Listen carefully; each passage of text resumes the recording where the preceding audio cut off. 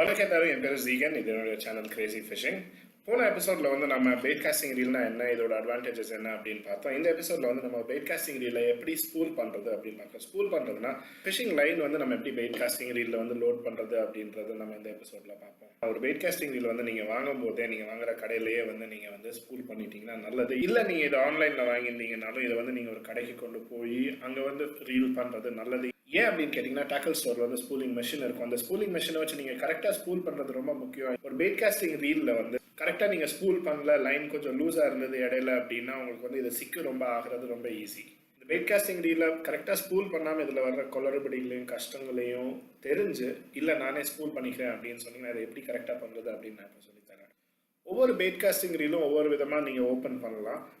உங்க ரீலை எப்படி ஓப்பன் பண்ணும் அப்படின்றது வந்து உங்க யூசர் பேனல்ல இருக்கும்.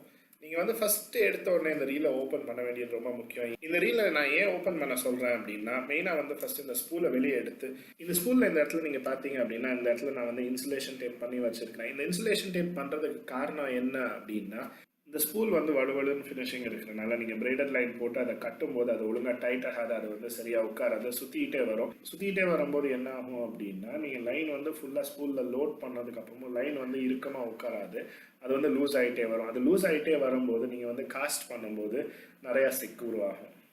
இல்லை நான் வந்து பிரைடல் லைன் யூஸ் பண்ணல, வெறும் மோனோஃபிலமெண்ட் யூஸ் பண்ணுறேன் அப்படின்னா உங்களுக்கு வந்து டேப் போட வேண்டிய தேவை இல்லை.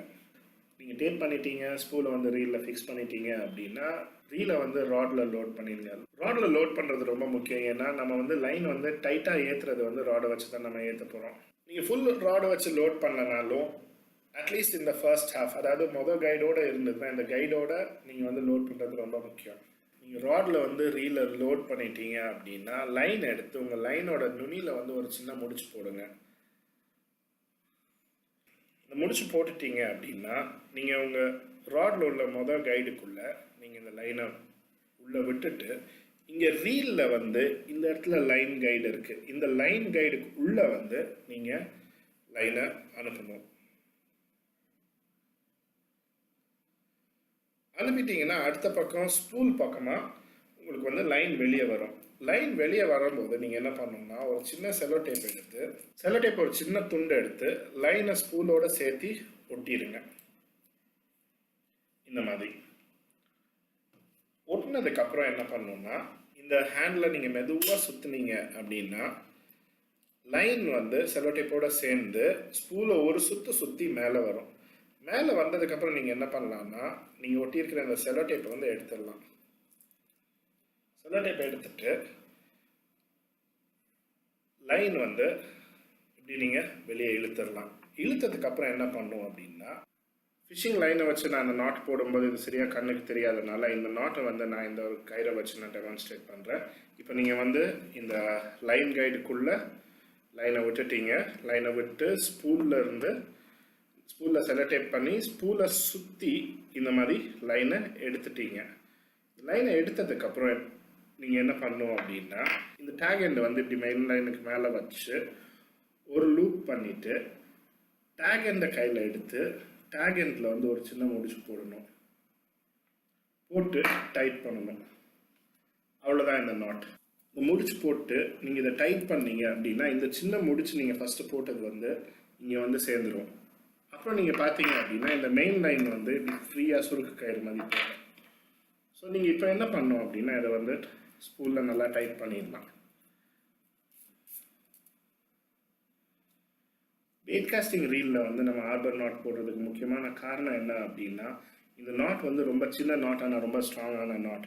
இப்போ வந்து நம்ம இதுக்கு மேலே நம்ம இப்போ லைன் லோட் பண்ணும்போது இந்த நாட் இருக்கிறனால இந்த லைனில் வந்து எந்த விதமான ஏற்ற இறக்கமுமோ வராது. அண்ட் நம்மளுக்கு பெயிட் காஸ்டிங் ரீலை பொறுத்தளவு, பெயிட் காஸ்டிங் ஸ்பூலை பொறுத்தளவு நம்மளுக்கு லைன் வந்து எப்போவுமே சமமாக வரணும். கொஞ்சம் கூட ஏற்ற இறக்கம் இருந்ததுன்னா இதனால வந்து நிறையா நம்ம லைன் காஸ்ட் பண்ணும்போது சிக்கு வரும். அடுத்தது முக்கியமாக பார்க்க வேண்டியது என்ன அப்படின்னா உங்கள் லைன் கைடும் நீங்கள் போட்டிருக்கிற இந்த முடிச்சும் ஒரே லைனில் இருக்கா அப்படின்னு பார்க்கணும். இப்போ நீங்கள் இதில் பார்த்தீங்க அப்படின்னா லைன் கைடு தள்ளி இருக்குது, நான் போட்டிருக்க முடிச்சு வந்து இங்கே நடுவில் இருக்குது. இப்படி இருக்கும்போது நீங்கள் என்ன பண்ணணும் அப்படின்னா லைன் கைடு வந்து சென்டர் வர்ற வரையும் ஹேண்டில் சுற்றிட்டு சென்டர் வந்ததுக்கு அப்புறம் இந்த ஸ்பூல் பட்டன் நீங்கள் ப்ரெஸ் பண்ணிட்டு லைன் எப்படி வெளியே எடுத்தீங்க அப்படின்னா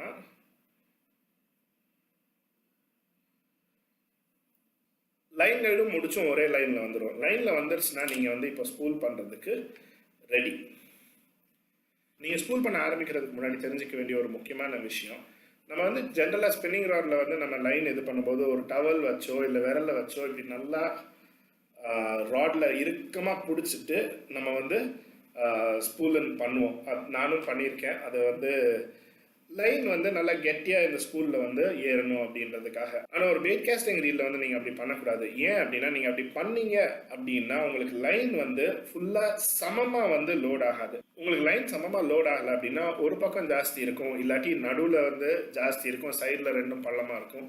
அந்த மாதிரி லோட் ஆச்சு அப்படின்னா நீங்கள் வந்து காஸ்ட் பண்ணும்போது உங்களுக்கு வந்து இந்த இடத்துல நிறைய சிக்காகும். இதுக்காக நான் என்ன பண்ணுவேன் அப்படின்னா, இந்த ஸ்பூலில் வந்து ஸ்பூலுக்குள்ளே வந்து ஒரு பெரிய ஸ்க்ரூ டிரைவர் நான் விட்டு என் கால் விரல்களில் வந்து வச்சு இந்த ஸ்பூலை வந்து என் ரெண்டு கால்களையும் வச்சு லைட்டாக டென்ஷன் கொடுத்து இந்த டென்ஷனை வச்சு நான் வந்து லைனை வைண்ட் பண்ணுவேன். நீங்கள் வைண்ட் பண்ணிட்டீங்கன்னா அடுத்து கேட்க வேண்டிய முக்கியமான கேள்வி என்ன அப்படின்னா, எவ்வளோ லைன் வந்து நான் வந்து ரீலில் பண்ணணும் அப்படின்னு. இப்போ நீங்கள் இந்த ஸ்பூலில் பார்த்தீங்க அப்படின்னா இந்த ஸ்பூலோட செவருக்கு மேலே வந்து லைன் நான் லோட் பண்ணலை.